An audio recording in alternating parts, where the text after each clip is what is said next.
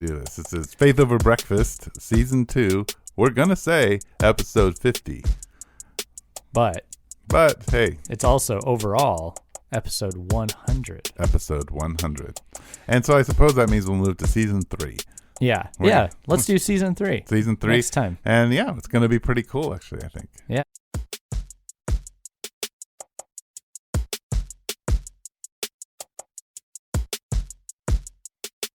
Yeah, I think so too. We have we reflected today. We went back to our first topic, and because this is the beginning, I'm Andy. I'm from Mission Church in Tucson, Arizona. I'm sitting across from Eric from the Village in Tucson, Arizona. That's right. And this is Faith Over Breakfast, and we went back to the first topic we ever did, and we reflected on it after 100 episodes. We talked about that again. Weird churches. Weird churches. And not pointing out others' weird churches, talking about our own weird churches. So we hope you enjoy. Hope it's some food for thought. If you just listen to this and you want to come to one of our churches, go for it. Yes. We'd love to see you. And brace yourself. It's gonna be weird. And for Season 3, if you've got some ideas, you can email us at faithoverbreakfast@gmail.com. Also rate us on we're on Apple Podcasts, we're on Spotify, we're on Google, we're on Buzzsprout, and we have a website, faithoverbreakfast.com. So we're out there. We're out there. So enjoy. Thanks for tuning in. Yeah.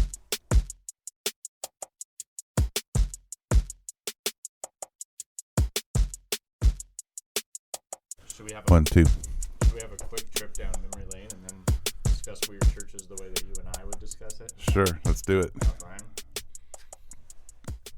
Here, we can do some intro with me chewing, because just for old time's sake. Yeah, I know. Rattle the coffee.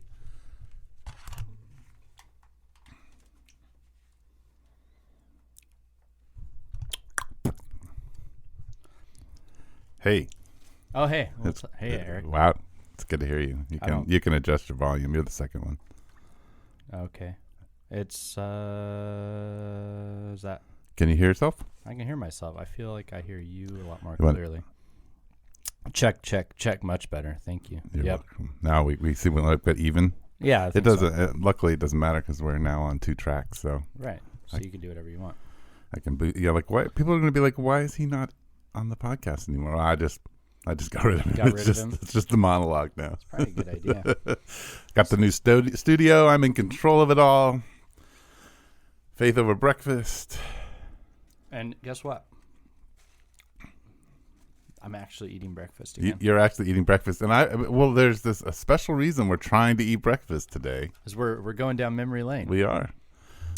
Because 100 weeks ago or episodes ago, probably more likely. Yeah, we did the first Faith Over. I'm not talking straight into this microphone either. No, we probably have to slide over, or I need to move that arm over at some point, or we just put you on this one right here. Yeah, well, this is better. Okay. So 100 episodes ago was our first. This is our 100th episode. We think. No, I think for sure it is. For sure it is. Okay. Yes. And we were doing this up in the loft of XO Coffee, and we were eating. I was eating. One of their sandwiches on Barrio bread. I went and listened to the intro, like the beginning of it. Right, and I was always drinking either a Gibraltar, or they changed the name. What do they call those now? Cortado. Mm-hmm. And eating they had maple scones there that are super good. So I was eating those. And then we were up there. Sometimes Abby was up there. Yeah, hanging out with us. Abby would hang out with us every once in a while. We had a few guests come with us. Brian Betts was with us for a long time. Well, and Brian was acting as a host, right? And so this first episode we did, Brian. It was Brian, and we were just meeting Brian, sort of. Right. We'd met him, but we hadn't really maybe had longer discussions with the guy. And he shows up, and he's tired because he had run his car into a ditch, and I believe the car was still in the ditch, wasn't it? Something like that. I don't even know how it all And he somehow happened. got over to do the podcast with us, which is dedication. The man was dedicated.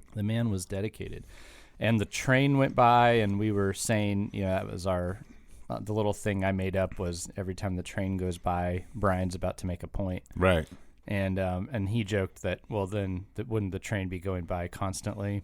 Yeah. And anyway, our first episode, and we talked about weird churches. And we're gonna actually touch on that. Yeah, we're gonna do it again because why not? Because let's go back to where it started. So Brian he had visited both of our churches, was the unique position that he had, and he gave his feedback. He said yours was more unorthodox than ours, and among other things. So, but to celebrate, Eric, you have Baskin-Robbins coffee. I've got Chick-fil-A. We're actually eating together. We're eating breakfast. I thought we were going to celebrate. You brought approximately 45 donut holes. Approximately 25. I told him 25. 25. Man, what am I supposed to do with this? Eat them. All of those? Some of them. Oh, my gosh. At least have one or two because we're celebrating 100 episodes. I love donuts. Which, by the way, everything unhealthy.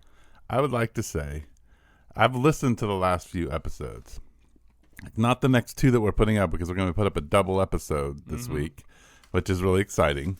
And people won't have heard that double episode while when they're listening to this, hopefully. But I want to say, like, I feel like there's a maturity to our show that we did not have before. When I listened to you and I listened to me speak, just in the way that we communicate, like we don't say as much, we don't say like as much, we don't. Thank goodness. And you and I, it seem like we now are used to talking to each other. It only takes and we have like 100 tries. We have a pattern, which is fun. Yeah. That's good. So I think I'm enjoying the show. I used to listen to it and cringe. And now I get to the end of it, I'm like, wow, like that was really good. Some good substance happened here. Like this is really thought-provoking for me. So yeah, I also used to listen and go, oh my gosh, I can't believe we're doing this. And like, why? I mean, granted, we're not, blowing the top off the market here. Hey, but we have a good group of consistent listeners who we were ranked. Hey. We're ranked, and so we, and I want to, just before we jump into our topic here, just say mostly thanks to all of you who have listened, and especially those who listened to the poor recording quality, us meandering, all the likes and the ums. And so, thanks. So I do want to say that if you thought, man, I want to listen to that episode on tragedies and celebrities, I took it down. Okay. Because somebody reported that you can't hear it. So I went back and listened, and oddly enough, you cannot hear us speak at all. Oh. I don't know if it happened. Luckily, I save all of our episodes. I'm going to go back and see if I can find that episode and see what happened. I think something happened in the upload process where it just degraded. Yeah. But I didn't listen to the episode, so I didn't realize it. So it'll go back up. Thank you for telling us about that. Yeah.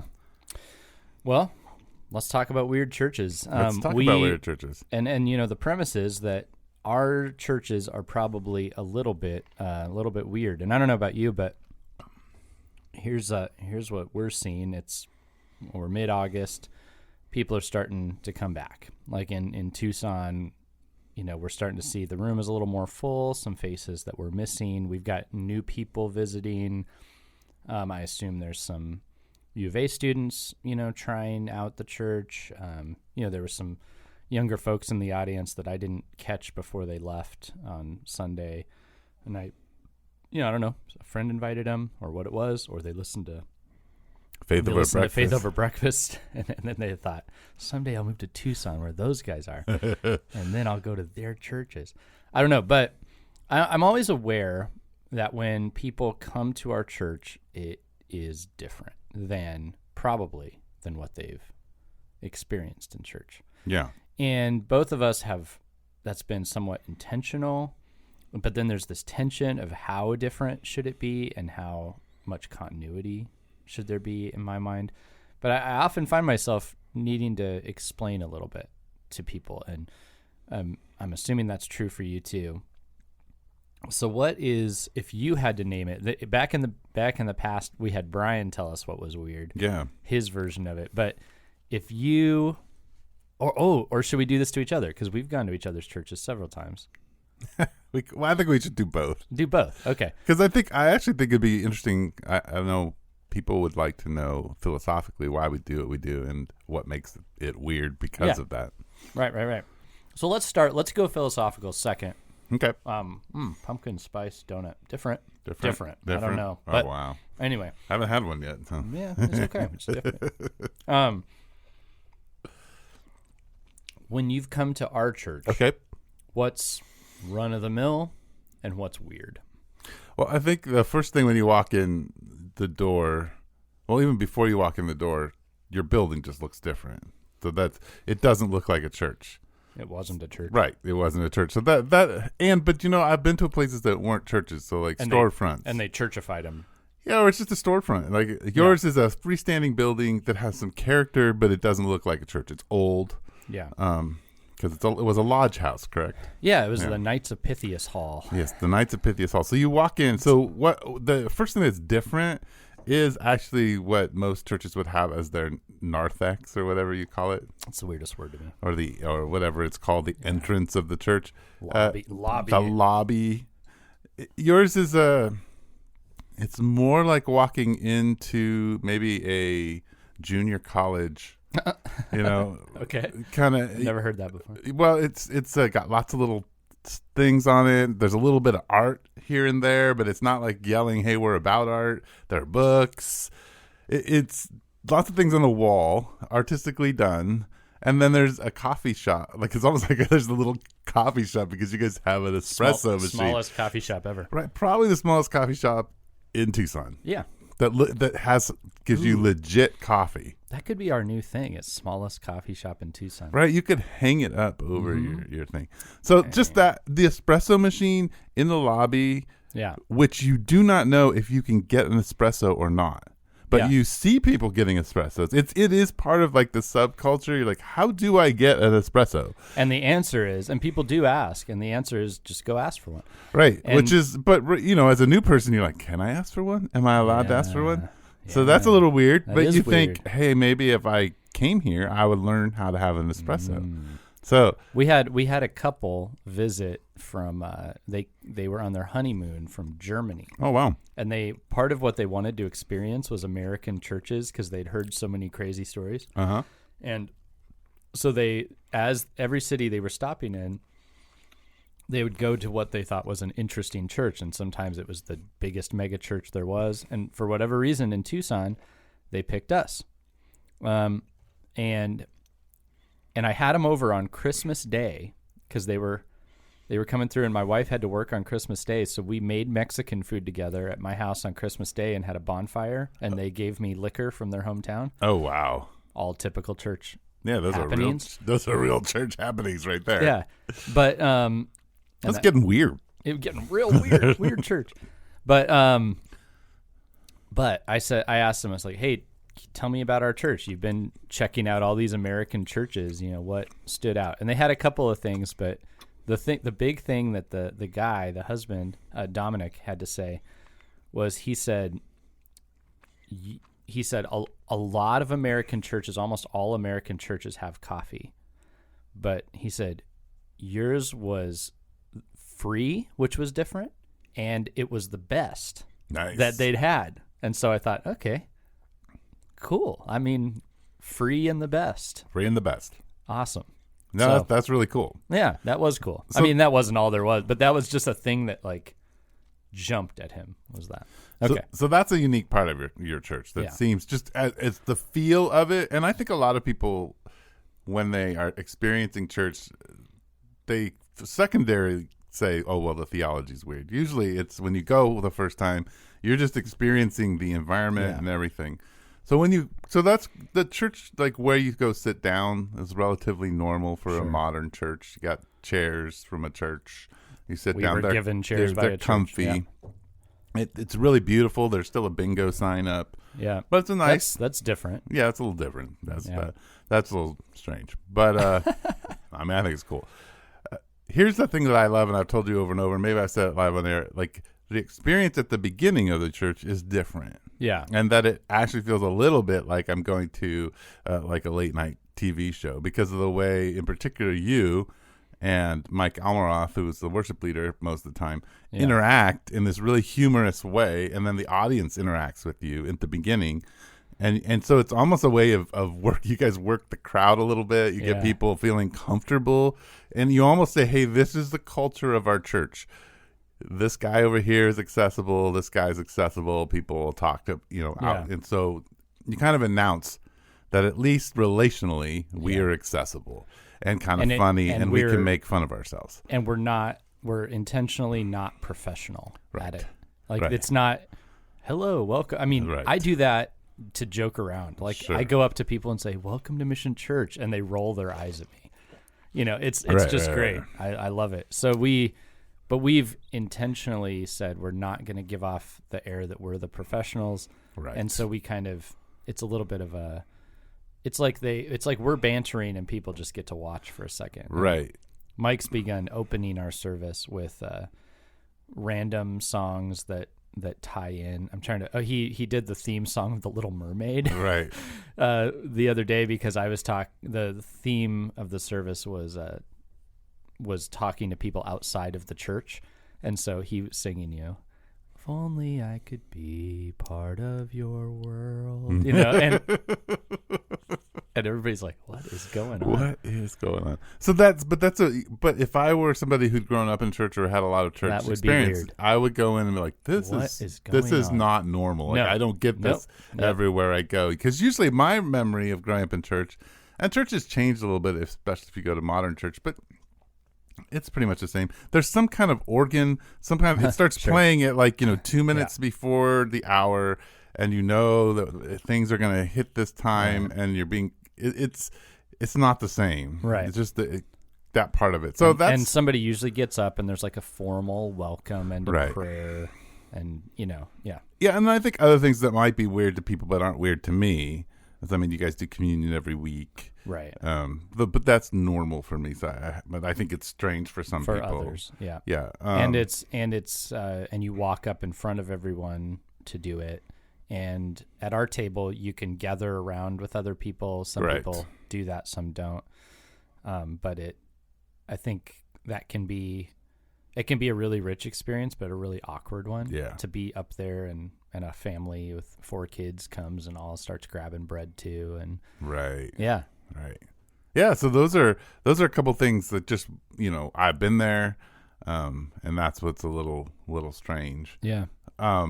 It wouldn't be strange. That's the hard part. It's not strange to me. I think it's really fun because I really enjoy the creative process. So, I enjoy when people are trying to be creative and think things through that are like authentic to them and let people taste that. That's beautiful to me. I think that's the way churches should be, is that I should be able to go to your church and be like, oh, wow, like I'm getting to know you, the real you. I don't even, as long as we're centered on Jesus, I don't need to know all this. I want to taste it. It's like going to a new restaurant and a new part of Jesus that I've never experienced before, and that's excites me. But sometimes it's uncomfortable for people. And Sure. Which, frankly, we're okay with, because we figure that there's a lot. The churches that are here in Tucson is pretty unchurched, they say, but the churches that are here generally are pretty predictable. And so if that's what you want, if you want it to be what you experienced in the past, you do have options. If you want something different, like same faith but presented differently, there aren't as many options. So we wanted to do something different. Right. That was, but we wanted to be Orthodox. So we tried to talk about how to do both.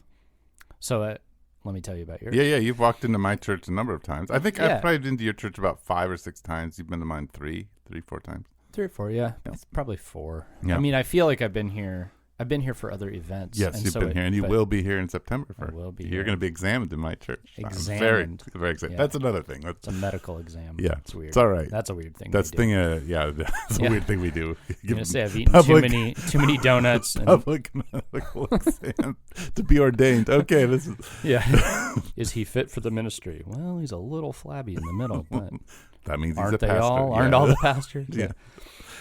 So. Yeah, you walk into your church, and this used to be the case in ours, and I kind of miss it, but it threw people off every time as you walk into the kitchen. Right. So your church, and I even experienced this today as I drove up, it's like, where do I go in? Where's the entrance? We have 3 entrances. You have 3, and none of them are marked. Nope. Yeah, and the one that is on the front of your building that looks like is actually blocked completely. Yes. Yeah. Okay. So you don't know where to go in. So you've become very obscure. You're like that restaurant downtown where how do I want to get in, but how do I get in? I'm gonna pause for a second. Yeah. And just say that, Rob Bell, which is our number 1 podcast right now. Right. Of course. I took that principle from him. Yeah. Which was make it as hard as possible to get to your church so the people who find it really want to be there. Hey, you know what? I don't agree with everything Rob says, but I'm fine with that. Yeah, anyway, continue. So then you walk into the kitchen. Now, in your world, you walk into a wall, basically, that has a board on it that points you one of 2 ways. Right. The one that you can see, the easiest, is the kitchen. The other is where people are going to go and worship. So in our church, people used to just walk directly into the kitchen. There'd be people milling about, food, onions flying. That was weird. It was weird, and I liked it because there was built-in greeting that was just because people were like, oh, hey, and they were in the kitchen, and right. It was weird, but it was cool. It was different. But there's something about walking into the smell of food being cooked, very different than what you experience in most churches, but feels more like a home, which is I know what you were going for. Right.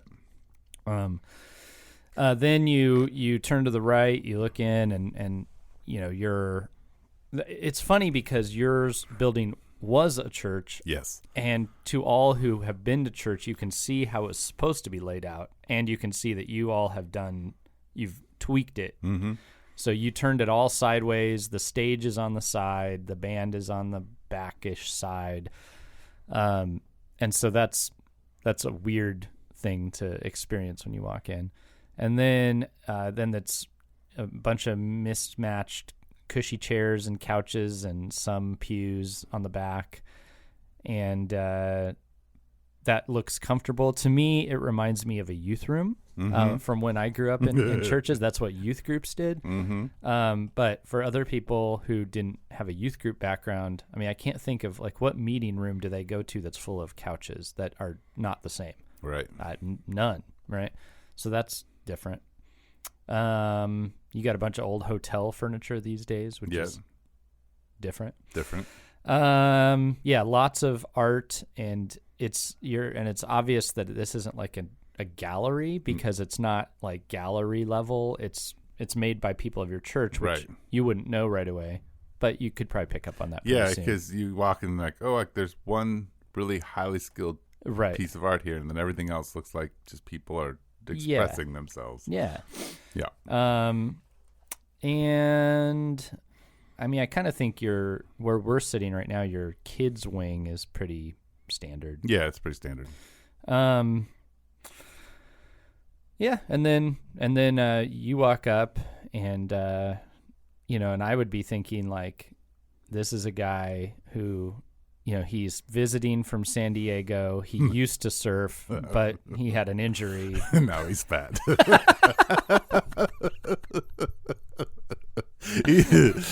And he's been a little sedentary as of late, but he used to. This guy definitely used to just surf the waves all day. And then he's getting up to talk. Is he? He's the pastor. Okay, that's what's happening here. And then or if Rod got up to talk, I would think this is a mythical. This man is straight out of Lord of the Rings. Right. He's like Gandalf's secret brother. He's Gandalf's secret brother who always wears flip-flops and shorts and has one button unbuttoned on his shirt and really cool jewelry. And a really deep voice. Really, yeah. And so depending on if you or he were preaching, that very different, and I know you have other preachers too, but you could just get a very different experience depending on who's speaking. I know Kevin spoke. Yes, Kevin spoke. Yeah. We have a lot of people speak in our community. Yeah. So, and then your music, definitely not what I expected when I first visited. And I like it more now than I did the first time, but it definitely not what I expected at all. It reminded me of, you've talked about like Seattle grunge. Sure. But I'm trying to think there was some old worship albums where it's like this was probably the group that was kind of like these guys were just converted and they were playing for money on the side of the road. Right. And that's sort of the feeling I got. Exactly. Yeah. In fact, speaking of European, when people come from Germany, especially any kind of Eastern Bloc, and they come visit our church, they love it. Yeah. And part of it is that it has this little bit of this Eastern European gypsy feel to it. Gypsy. Yeah, that's it. And so it gypsies. Yeah, it has a little bit of that gypsy like sound. So anyway. Yeah. That's definitely where we're at. Thanks for the donuts, by the way. Yeah, which is interesting because Kevin did speak, and so like you guys, you were saying, we have lots of visitors are showing up, but when Kevin speaks, he brought his little people came to hear Kevin speak in both services. His entourage showed up, but it was interesting because an older couple showed up, and she afterwards wanted to come and speak to me, and she said, "Wow, I really love this church. I'm probably going to come back and visit sometimes because it's just really nice." Yeah. And she said, "I just want to say I really especially liked the music." Yeah. Which is an unusual thing for me to hear from somebody who's older. Yeah. But so that was really cool. That was an interesting. And people are all over the map. Yeah, I know. That's the interesting thing is we'll have one older couple.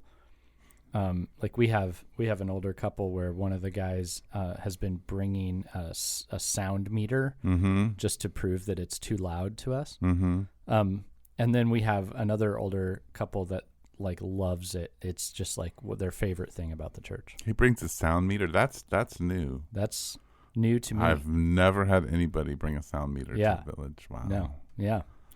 So interesting. Yeah. So okay, philosophy. So why? Yeah. So why do you do what you do? Yeah. Why do you do what you do? I don't know.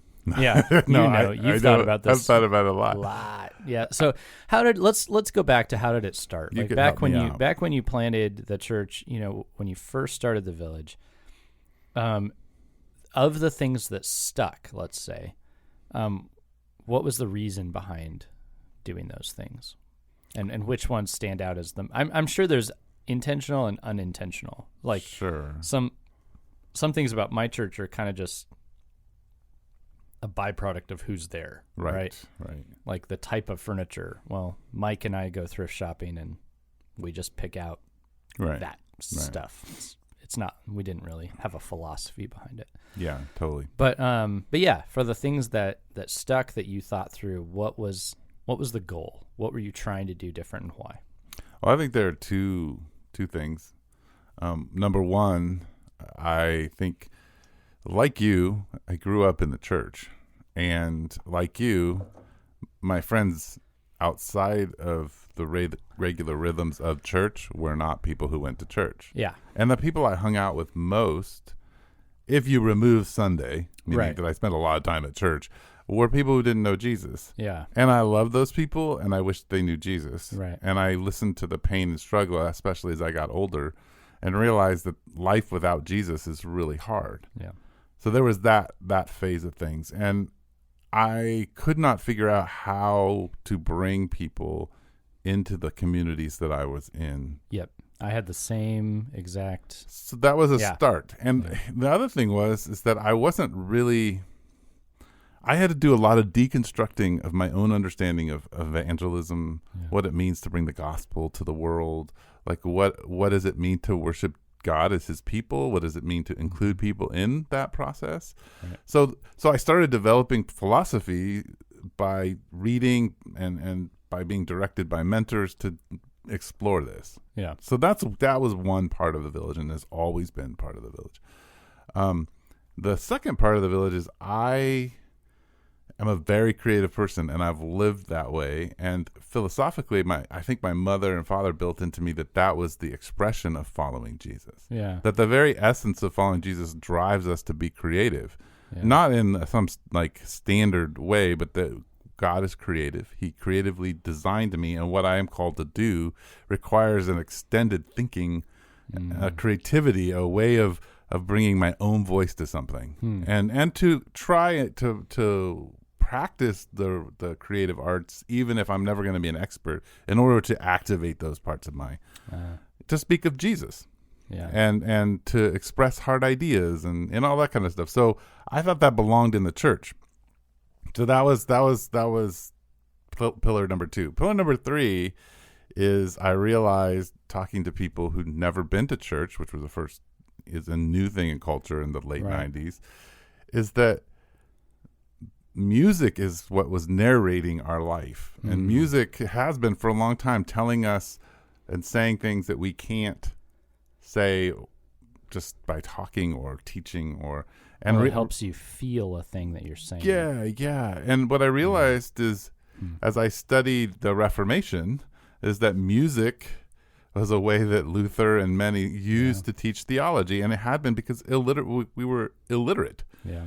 And so all of a sudden I realized we're illiterate again, in a way. And so theologically and at least, emotionally.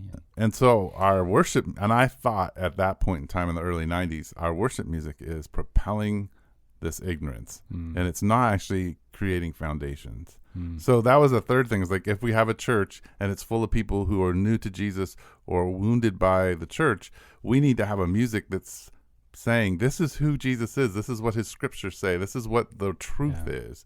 And so those are kind of the 3 pillars that we kind of went after in the beginning that are still there in a big way. And then everything else sort of developed around that. Yeah. So we were a merger, so the journey is interesting because there were 2 different takes on it. So Epicenter, Nick's church, was, I think, Nick was coming from outside of the church, and so this is a healthy tension that we have, is Nick was coming from outside the church, I was coming from very inside the church. I'd worked in the church since I was 18, and been going to church my whole life.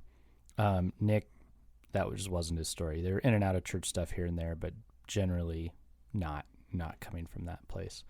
So their church, he came to Christ in Bible college, and then and which he was sent to for disciplinary reasons, and he did come to Christ, but also he was not converted to all the practices. A lot of stuff was weird and frustrating and confusing, which I think happens I was talking to a guy last night who's newer to the faith, and I think that happens to people who come into the established church, that Jesus is unique and powerful, and then they're like, what are you all doing? Why are you doing it this way? This is boring, and this is not in line with what I've just heard about Jesus in a way. And we who've been in it forever might not see that, because we're used to it. Right. And so he just wanted to, like, I think he could correct me someday if I'm wrong, but strip away the stuff that just didn't fit for people his age. Right. And, but also didn't want to, like, sugarcoat and water down stuff. That really frustrated him. So they had really loud music and really long sermons. And so I think one of the sermons almost reached 2 hours one time of just, like, digging in, picking apart, here's what it really says. And then, essentially a concert afterward. And so for us, in Midtown, which I planted, it was much more like you were talking about. I've been committed to the church. I've been in the church, but I'm realizing these friends who I really love are not making the leap, and it's a hard one. And there was a friend in particular who we invited to church, and I just thought about how hard it was to come. Like, she just had to, like, change everything in a way, in my mind, like act different and dress different and be around this stuff that felt very different. Well, and just probably have the assumption that she was one of them. Right. So the questions you get are they're assumptive. You're right, that you're in and you get it. And which, by the way, happens at my church a lot, and yours. It does. Oh yeah, absolutely. Yes, big time. So we don't even though we tried not to have that, we still have that. Oh yeah, for sure. Anyway, I didn't mean to interrupt you, but no, that'd be a great thing to come back to in a second. But basically, I didn't want to do something that was not distinctly Christian. So I was trying to find ways to be distinctly Christian, but much more accessible. But at the same time, I thought I want the parts that make people uncomfortable to be the body and blood of Christ and the worship of God alone. I want that to feel like it would be a big leap. I want that to be evidently different. But then I want the space that they walk into and the style of the music that we sing to be extremely accessible. I want it to feel kind of like the places that the people that I love like to go to. So we thought about Tucson and the communities that we were in and the types of places and spaces people wanted to be in, and thought about the common denominators there. And some of that was less formality. Kids aren't separated off. They're able to run around and play like some of like a Bookman's or whatever. Right. Like and there's always places to sit down and relax. You can there's no time. It's not in and out. Like I feel like if I were out in the suburbs, what you would need to do would be people like want to come in and get their service and they want to go. Not always, but that maybe that's the Apple store or whatever. You come in, somebody greets you at the door, they take your name, they process you, you move on. And people appreciate that. And in our part of the city, I feel like, I'm sure there's people who appreciate that too, but a lot of people appreciate where things are slow moving and you can sit and absorb and leave when you want. And there's no like, here's when you come and here's when you go and stuff like that. So we thought about all those sort of things. So that makes it different. And then the meal and the cooking and different stuff like that all factors in. But is an aspect of both of our churches. Both of our churches. Yep. And I think probably would be weird to most people, though I think it's becoming something that's more and more churches are doing at some level or another. Yeah. But it really gets back to, philosophically for both of us, I suspect, that in the early church, faith was done around food. Yeah. And in something more like a home, which neither of we don't meet in homes, but we've homified our buildings. That sounds weird. We've made them feel much more like home. Yeah, they're homey. Yeah. And I think I think probably comes a lot from both of our kind of stress on the body of Christ and the blood of Christ, that the whole thing is a meal. That what we're doing within the more organized part and communion kind of spreads itself out to dinner and the conversation and what we're doing around the table together. Yeah, it's almost like the sacrament of the Lord's Supper is just the beginning of the meal. Yeah, it's the beginning of the meal.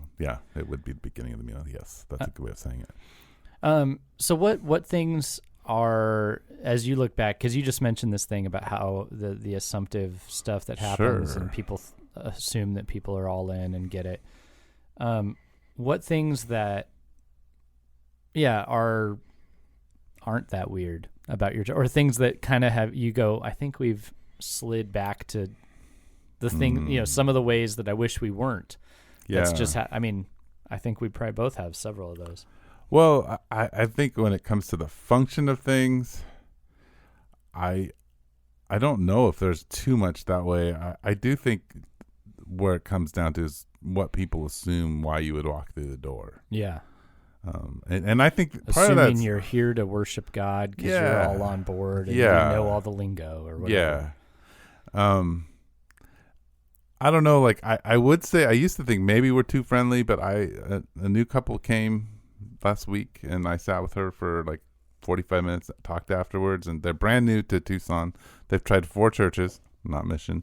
I asked her what churches they tried out, and she said the thing that was interesting about them all is that it wasn't that they weren't friendly, but you really had to kind of go out of your way to get talked to. Yeah. I mean, people would introduce themselves and you'd have a greeter, and but just to have a conversation afterwards, you'd have to kind of position yourself in a place to be talked to. And she said the other thing is, a couple of them, I think they signed up to like be contacted and to be part of something, and no one ever followed up. And so she said, I mean, they came from Berkeley or whatever, and she said it was just weird that people, it didn't feel like people want to engage past. Yeah. And I think, you know, that is, I think, something I like. And I used to think, oh man, maybe we are too friendly. Yeah. Maybe we overwhelm people. But, you know, I think that's a good part of it you have to live with. There's going to be, some people want that. Some people want to be able to walk in and walk out and be left alone and slowly integrate. Yeah. It just depends. Yeah, so I mean, the interesting thing about our church now is I just think more and more people don't even know what church was like. Like they don't really, they have some weird memories of it, but the Village is church, or they're like, well, this is the first church I'm ever gotten involved in. You know. I wonder what that's going to be like. I don't know if you ever think about it, but I wonder what it's going to be like for our kids. Like, because we grew up in a certain type of church and they grew up with this is the norm. Yeah. Just what that, if they're going to grow up and move off somewhere and go to a church and go, what? This is weird, you know? Yeah. Because they're used to what we do. Right. And it's strange because like on vacation, we all go to different churches. Yeah. And so my kids, like even during vacation when we're here, you notice that my kids don't come with us to your church. Right. And the reason for that is they want to go to the Village. Yeah. They have a hard, and maybe this is the problem with our church. They have a hard time going to other churches. Yeah. Because they're like, but this isn't the Village. This is not my church. And it doesn't, and it's kind of like it's probably like going to Ireland. Going to somebody else's church, you kind of understand what they're saying. Right. But the language has started to blur so much and it has such a strong accent that you just can't understand it. And you're like, well, this isn't.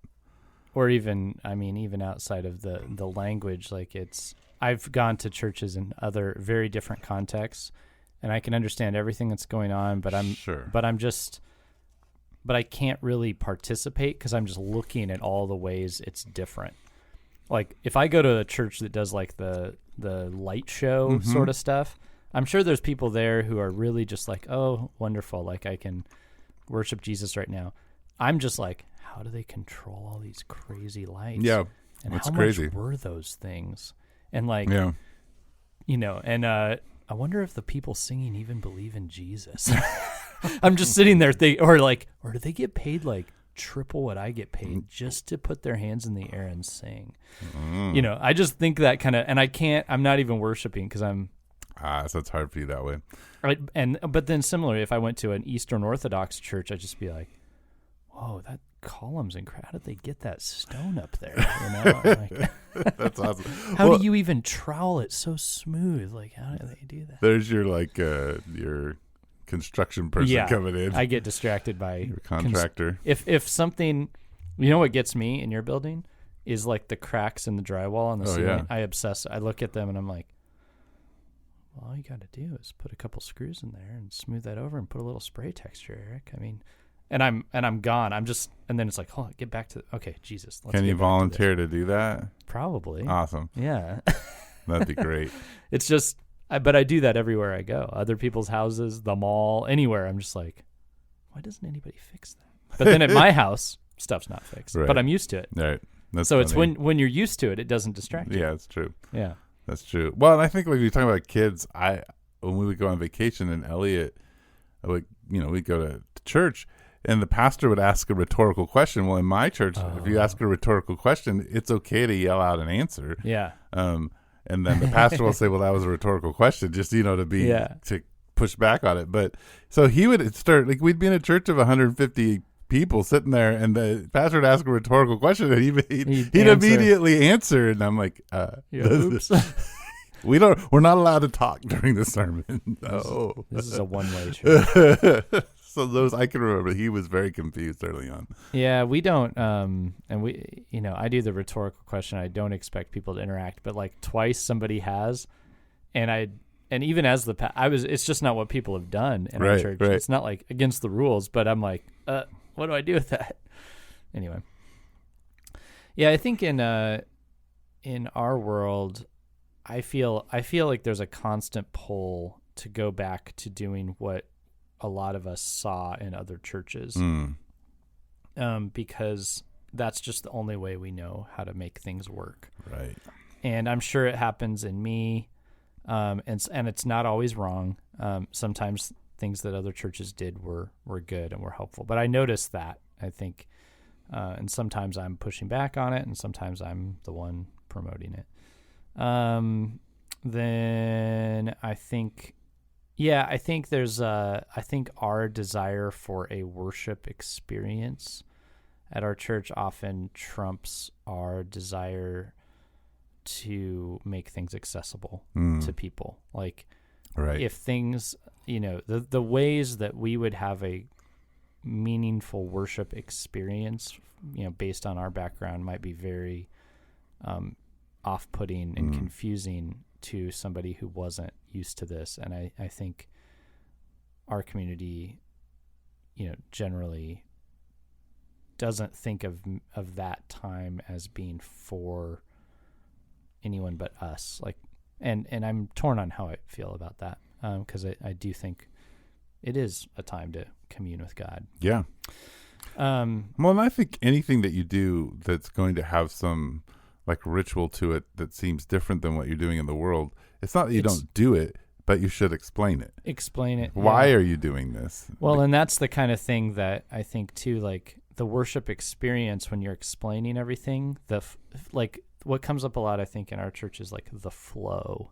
And like, does it build upon itself? And I think there's no biblical reason for things to flow or build upon each other. That's an emotionally engaging strategy. Yes. And if you stop and explain everything, it breaks up the flow. Right. And so that is a hard discussion, I think, to have every once in a while. Right. It is. And you're right. I mean, there's some element to flow that's just good. And when you do stuff in groups of people, that's why I wouldn't say you explain every element every time. Right. But you should have a culture of explaining the elements. Yeah. So that people understand why you do them. Yeah. No, I agree. And I think that's, if you give, 2 minutes to that a week, you're discipling people. Yeah. They'll be, Yep, for sure. And, and then I do, I guess I do think that the truth is that we're a very insider church, though we want to be really open to outsiders. I think we, I think that if you came in and didn't know what was going on, I wish that it felt more accessible, but I'm afraid that it doesn't feel nearly as accessible as I thought it would. Right. When I started it. And I'm torn on that too, because I'm like, this is a community of believers. Right. And so it should feel like people are a part, and that's a beautiful thing. But I wish that more people were intrigued by what we do rather than assuming they can't really join into it. Well, one of the things that we did and do that's not a spoken part of our culture, but it's definitely a strong unspoken part of our culture that comes from a book we read, is that we assign people to new people. Yeah. A guide. I mean, and the elders are always making sure that as new people come in, that there's somebody who's been down the road, that there's at least a comfortability if that person is like, well, why do you do that? And they could explain it. Right. And they can begin to teach them sort of the rhythms and how you participate and why you would do this. And I think that's a key thing to who we are as a people. But it's not something nobody says, hey, if you don't have your guide, talk to us, or it's just people are careful to try to help new people come in.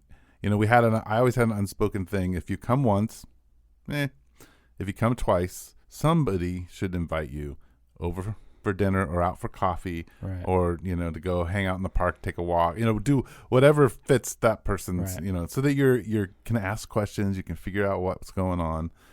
Here's an interesting thing I heard yesterday. I wanted to get your take on it's part of church, but it's a little bit outside. Yeah. It's about restaurants. And I was thinking, man, maybe this applies to church. So if you go to a restaurant for the first time and you have a great meal, and you love it, there's a 40% chance that you'll return. Yeah.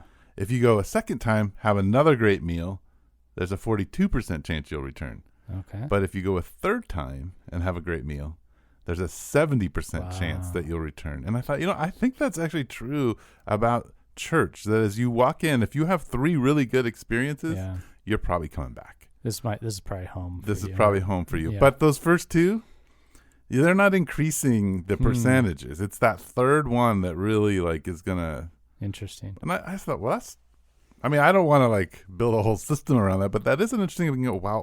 Interesting thing about the way people interact with their experience. Well, and then there's everybody's different definition of a great meal. And exactly. So with church, at our church, you might, you're going to get a different type of sermon every time, or there's not quite as often as at yours, but we've got 3 or 4 people who would talk, and it's not always the same. And because we tend to preach through a book of the Bible, the topics aren't, this last week I talked about being of the devil because that was there. Where it was in the text. And I thought it's probably good that we have to work this out because people read this and go, what is that about?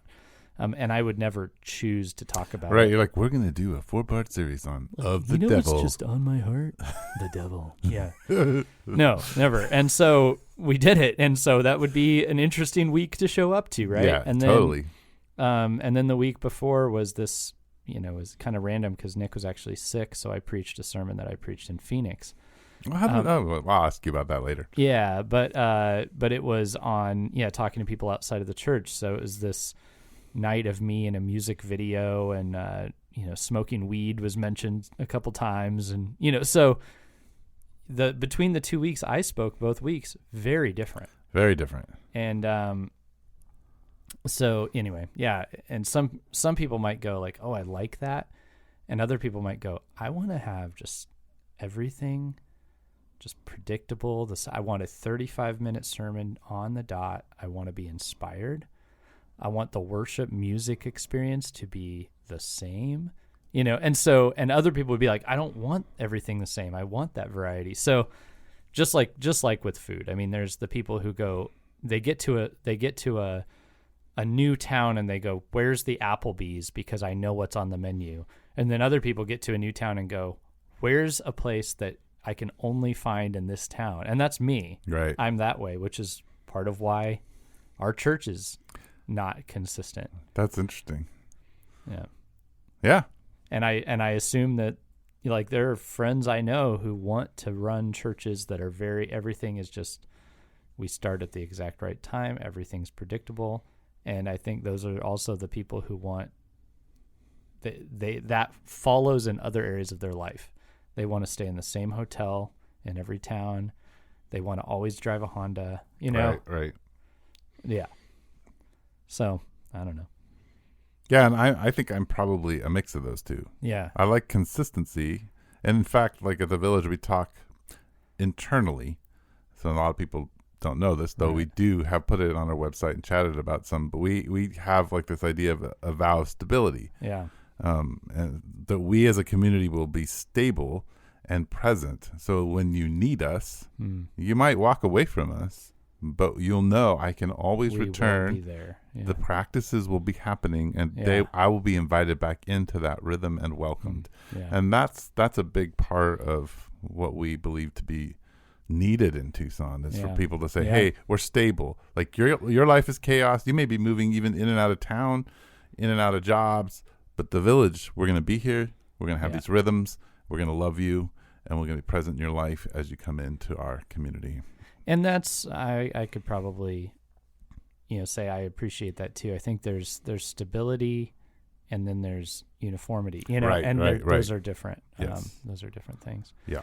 Anyway, I think we've talked for a bit. We have talked for a bit. So everybody, thanks for hanging out with us. Thanks for, journeying with us for 100 episodes or so, or however many, even if you've been with us for 2. Thanks. We appreciate it. And we'll talk to you again next week. All right. So how do we